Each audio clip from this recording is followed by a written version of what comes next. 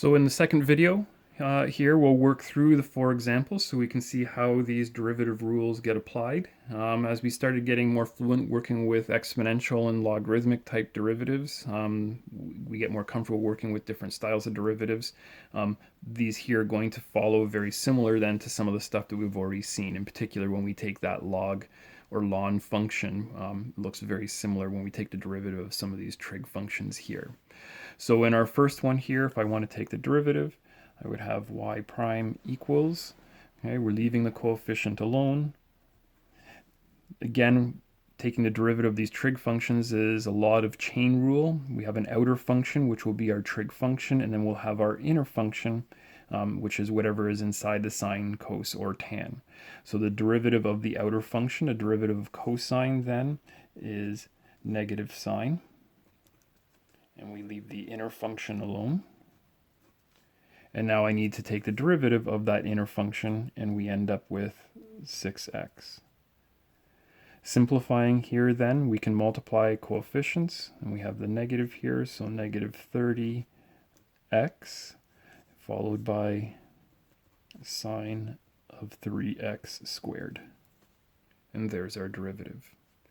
We can also now combine these trig derivatives with all of our other rules, as we saw with exponential and logarithmic functions. So in this case here, I now have a product rule. There are two functions. There's the x squared, and then there's our trig function here. So if we take our derivative, y prime, using our product rule, derivative of the first is 2x multiplied by the second function, the sine of x squared.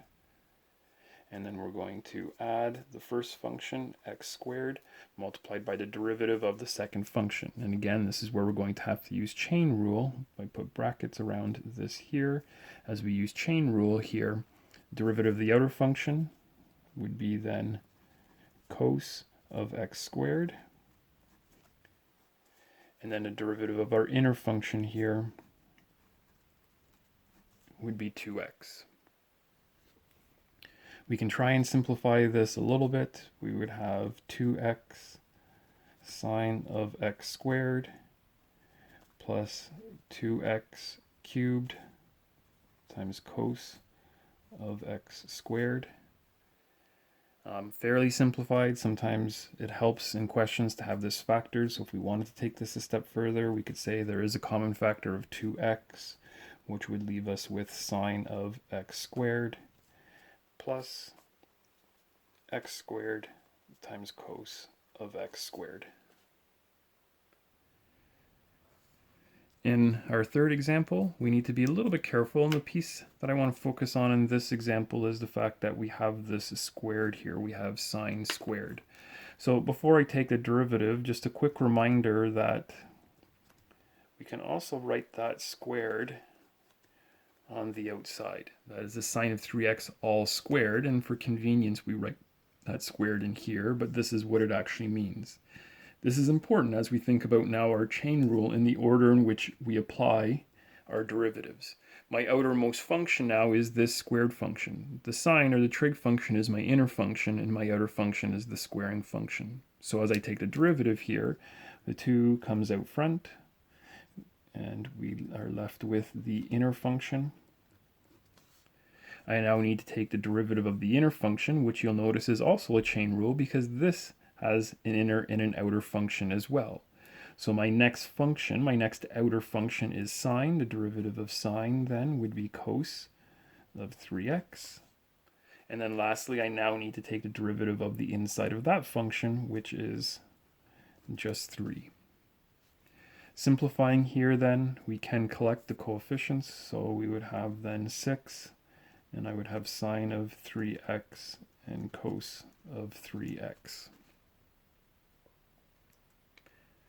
And then in our last example, I want to look a little bit here at implicit differentiation. We used that as we were developing our rule for cos x. A different example here. So if we differentiate now implicitly with y being embedded in the equation, again, we start with our outer function. The derivative of sine would be cos of xy And then we need to multiply by the derivative of the inner function. And this is where this inner function, we're going to have to be careful as we multiply x and y together, that this is actually going to be our product rule here that we use.